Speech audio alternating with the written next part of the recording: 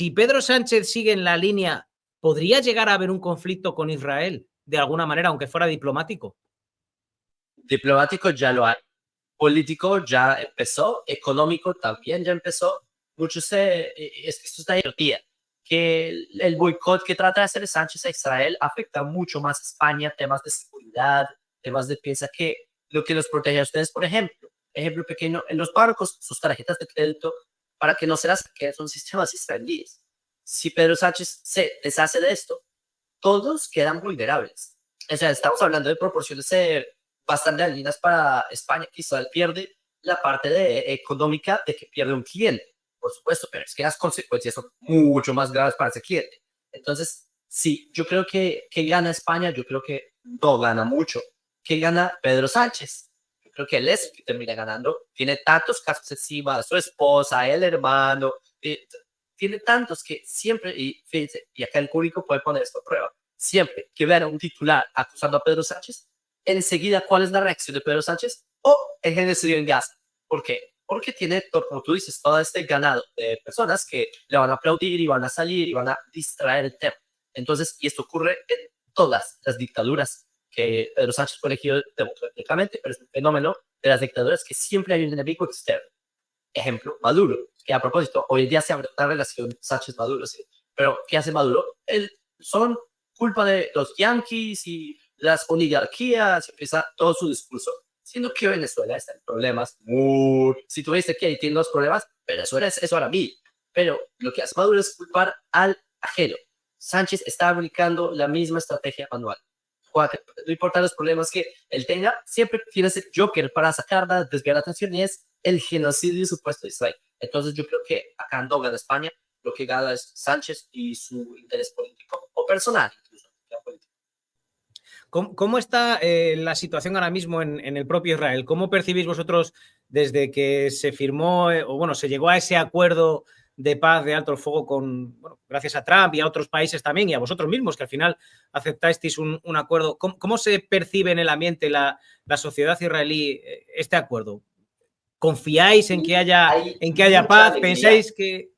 Cuéntame. Sí, hay mucha alegría de que los secuestrados volvieron, los que están vivos. Aún faltan algunos de los que no estaban vivos, pero en general mucha parte de la población israelí percibe el acuerdo como no favorable. Es verdad que Israel venció en muchos aspectos, militarmente, tácticamente. En acuerdo, sí, la balanza está a favor de Israel, pero la consecuencia de liberar y es una desproporcionalidad, que ellos liberaran a 20 secuestrados israelíes que estaban vivos. Israel liberará a 2.000 terroristas convictos que tenían una gran parte de ellos cadenas perpetuas.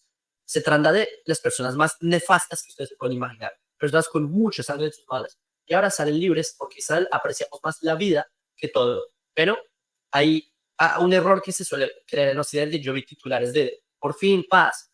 Acá no hay paz. En el Islam no existe la paz. Y es otro aspecto religioso que no es muy común, pero yo por eso motivo a las personas que conozcan un poco más la narrativa religiosa y no solo la política. En el Islam no existen los acuerdos de paz per se, sino que existe algo que se llama Hudna.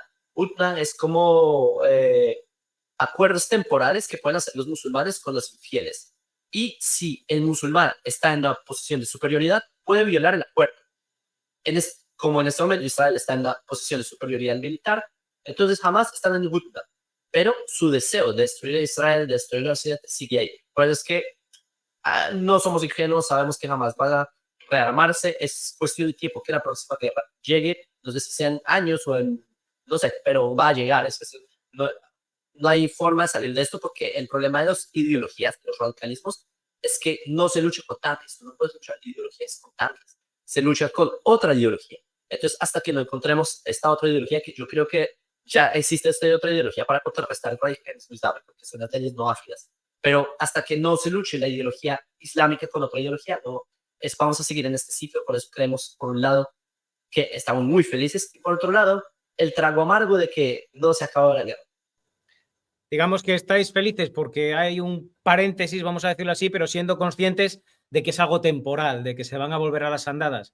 Como se suele decir aquí en España, la cabra tira al monte, al final. Sí, la cabra tira al monte. Entonces ellos al final ahora estarán tranquilos, pero llegará un punto en el que volverán a atacar. Lo que pasa es que es para vosotros, para los israelíes, entiendo que tiene que ser muy preocupante el estar permanentemente con esa tensión de hoy por hoy, militarmente y a muchos niveles estoy por encima de ellos, pero claro, no puedo dormirme ni un segundo porque a la más mínima me hacen otro 7 de octubre.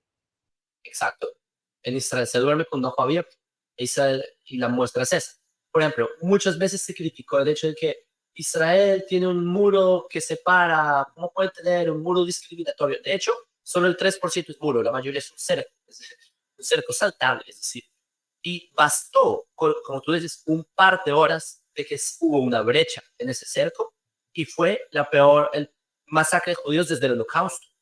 Es decir, por eso es que sí necesitamos siempre estar despiertos y ya el rey David lo dijo en los Salmos, que dice, Hashem os de amoiten, Hashem traduzco, que Dios bendice a su pueblo, no, Dios le dará a su pueblo fuerza y así Dios bendecirá a su pueblo con paz, porque la paz viene por medio de que seas fuerte.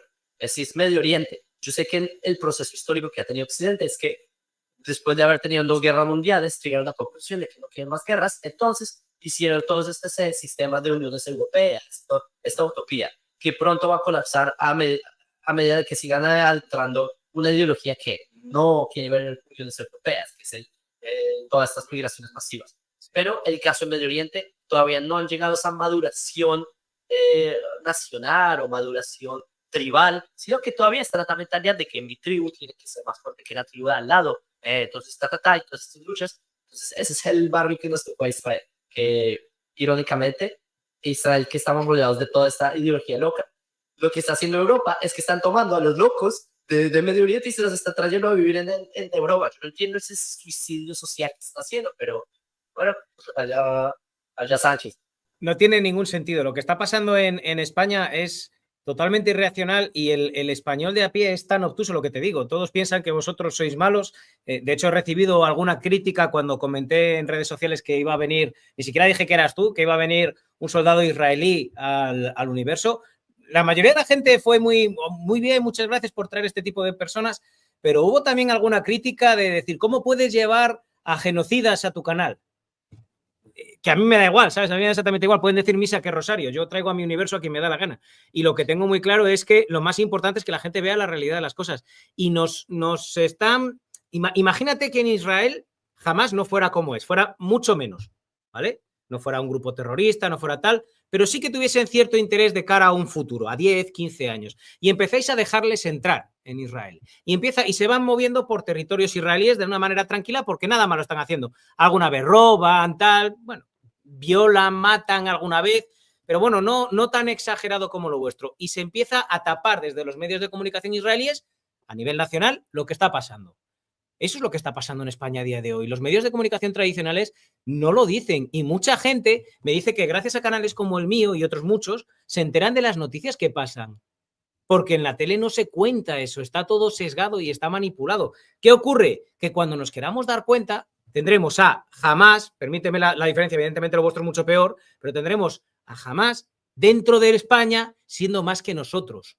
Porque hoy por hoy tú vas a cualquier colegio o a cualquier instituto y hay más extranjeros que españoles. Hay muchos de bien, muchos que vienen, aportan. Yo aquí enfrente de mi estudio hay un chico negrito que trabaja, no sé dónde es, pero trabaja, aporta. Hay mucha gente que aporta, pero hay otra gente que no, que viene a robar, a delinquir, lo que te contaba antes, a matar a gente y no pasa nada. Entonces España es un país del que más pronto que tarde vamos a tener que huir. Y eso lo está permitiendo Sánchez. El miedo que nosotros tenemos, o que yo personalmente tengo, es a que ocurra algo como lo de la flotilla y le pase algo a alguien y a Sánchez se le vaya la pinza y se enfrente a un país como Israel, que nos manda a todos a la guillotina, que vosotros sois infinitamente más fuertes y más poderosos que nosotros, porque España militarmente no vale ni para tacos de escopeta, y que al fin y al cabo nada malo nos habéis hecho. No sé si me explico. Es decir, estamos llegando a un punto en el que la gente no piensa. Yo creo que Sánchez entiende que no se va a meter en esas. ¿Por qué? Porque hubo un amague de eso. Recuerda la flotilla que dijo Sánchez, golpea la mesa, vamos a proteger la flotilla y vamos a mandar un buque de guerra con el dinero de los españoles. Yo no sé si las personas saben cuánto cuesta. 1 millón de euros costó. Sí. Imagínate, 1 millón de euros. Sacar un buque de guerra del muelle cuesta mucho dinero. Y que dice Sánchez, apenas llegó al borde que sabe que ya que podía ser mucho más caliente, digo, ops, paramos. Entonces, acá como que también hay conciencia, creo que el ejército español entendió muy bien que no puede cumplir todo el deseo de Sánchez de armas, y yo creo que fue más interno la lucha, como el debate entre si continuar con el buque o no, y creo que el ejército se le pusieron un freno a Sánchez en esta. Pero lo que ocurrió eventualmente es que Sánchez no va a llegar tan lejos, porque es más una estrategia de supervivencia política, creo yo. Lo que tú dices sobre la migración, sinceramente, yo no estoy diametralmente en contra de la migración. ¿Por qué? Porque los judíos somos un pueblo de personas que hemos tenido que migrar y hemos tenido que estar a la merced de las naciones que nos han recibido, siempre. Y aquellos que nos hospedaron no nos hicieron bien, pudimos vivir en esas naciones, y aquellos que nos expulsaron, hicieron cosas negativas, pues no. Entonces, yo por eso no. Pero la pregunta es si este inmigrante, o tú dices, va como tu vecino, que es, va a aportar, o el caso que vemos que no es así. Y la verdad es que basta con muy poquitos para hacer algo muy grave. Es decir, la historia al final de cuentas no la mueven los tibios. Los tibios, que son los que se quedan de brazos cruzados como espectadores viendo cómo pasa el mundo, al final los que mueven la historia son las personas que deciden hacer un paso un poco más loco que los demás, bien sea a la derecha, a la izquierda, entre el radicalismo islámico, y basta con un grupito pequeño para hacer algo realmente catastrófico. Entonces, pues está, digamos, el gran dilema, que en España no hay, y en Europa en general, no hay como parámetros de medir, de quién entra, quién no. Si los hubiera, pues yo creo que la migración no sería algo tan descabellado, pero no hay filtro. Si viene alguien de fuera hay que ayudarle, se le da comida, si se le puede dar una vivienda se le da, pero luego cuando él esté en una situación ya estable, 6 meses, un año, no lo sé, que aporte de alguna manera, vamos a integrarle en la sociedad. Y si delinque, que se vaya a su país. Los países más ricos del mundo tienen una política migratoria muy concreta. Si vienes a aportar, te quedas. Si no vienes a aportar, te vas. Si vienes a costarme dinero, te vas. Yo tampoco pretendo ser tan exigente, pero si vas a delinquir o me vas a costar dinero porque vas a hacer cosas malas a mi abuelita, a mi vecina o a quien sea, o vas a atacar a los israelíes que están aquí porque te han dicho que están matando a niños en Palestina, pues te vas a ir de aquí, de este país. Y ese es el problema más grave que estamos teniendo. Aquí en España la gente es muy obtusa y es tremendamente difícil el combatirlo. Los que tienen mentalidad razonable tienen miedo de aquellos que, como decimos aquí, que les falta una patatina para el kilo, de aquellos que no les da para más el cerebro y piensan que Netanyahu es Hitler, que los palestinos, o sea, que Hamas no es una organización terrorista. Yo he llegado a ver gente que dice que Hamas es un partido político, ya está. Eso lo he visto en las redes sociales y te quedas diciendo, pero ¿cómo puede decir alguien, un adulto, semejante barbaridad? Y se Pues quedan tan anchos. Es que yo no me trae la cabeza, es que, amigo, te lo digo en bueno, serio.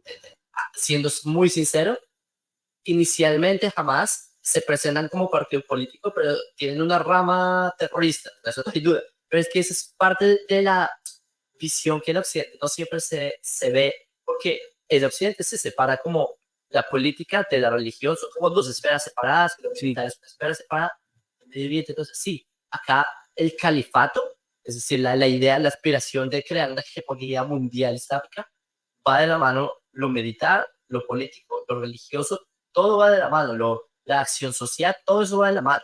Por eso es que Hamas cumple también el aspecto político y también cumple el aspecto terrorista, y el Gazatí no veo una diferencia ni un problema por esto. Entonces, son verdades que se complementan. A día de hoy, ¿cómo ves el futuro, Jacob? ¿Cómo ves la situación actual de cara, no sé, a un año, dos, tres vistas, los próximos 3 años, por ejemplo? Es la pregunta más difícil. No, en Medio Oriente, tú no puedes saber qué va a pasar la próxima semana. Es decir, nada se sabe. Tipo, alguien iba a concebir que hace 2 semanas iba a haber un cese al fuego. Nadie. Y de repente la semana pasada volvió esto. Un par de días volvieron los secuestrados vivos. Es tan volátil Medio Oriente. Ahora, por ejemplo, que estuvo la cumbre de San Egipto.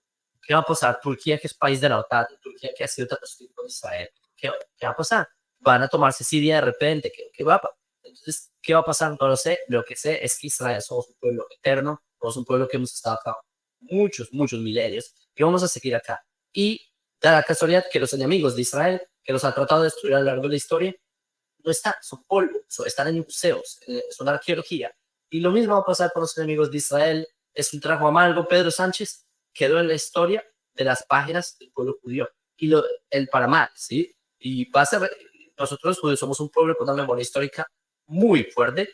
Nosotros recordamos incluso fechas, o sea, nombre. Y Pedro Sánchez decidió quedarse en la historia y cuando pase todo esto y España sea una nación libre nuevamente y de alegrías y de igualdad de verdad, creo que vamos a recordar a Pedro Sánchez como uno de los nefastos que casi acaba con España y espero que no ocurra. Lo que tú planteas, la pregunta es, ¿ustedes cómo ven a España en estos 2 años? Si les va a tocar hacer una reconquista, es decir, no sé si las personas leyeron un poco de historia que España ya vivió esto.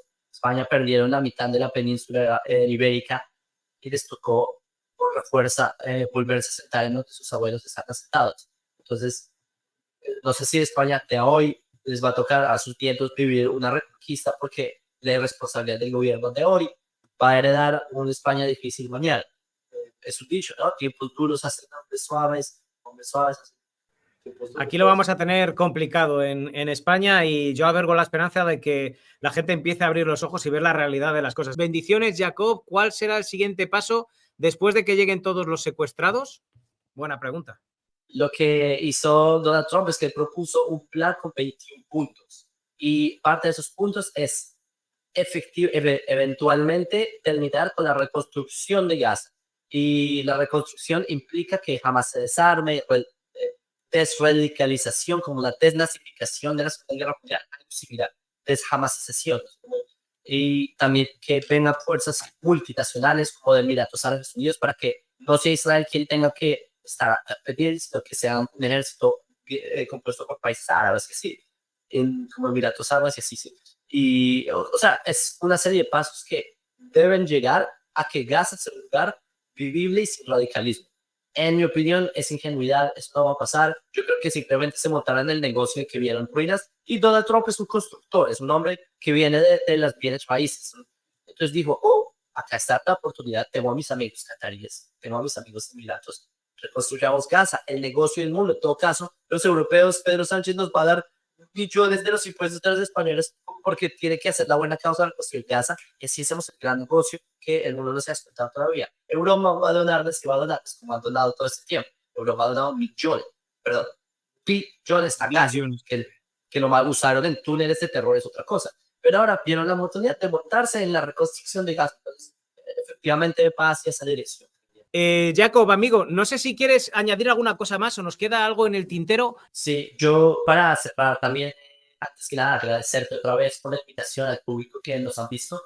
Yo creo que el futuro depende de ustedes. Hay personas que sienten que yo sí creo que Israel somos la punta de la lanza de la lucha, pero también el resto de la lanza son ustedes son los que la sostienen. Yo por eso creo que el futuro depende mucho de ustedes, que sean buenas personas, que hagan un mundo mejor, que respeten a los mayores, que eduquen a los jóvenes, que hagan un mundo mejor, que transformen al mundo de forma real, como las otras narrativas, y de verdad será la visión de los profetas de Israel, es un mundo mejor. No aspiramos a un califato mundial y una represión, no, un mundo mejor. Entonces yo creo que depende de ustedes. Nada más, un saludo. Jacob, ha sido de verdad, te lo digo, un auténtico placer. Te agradezco muchísimo que hayas estado aquí. Me encantaría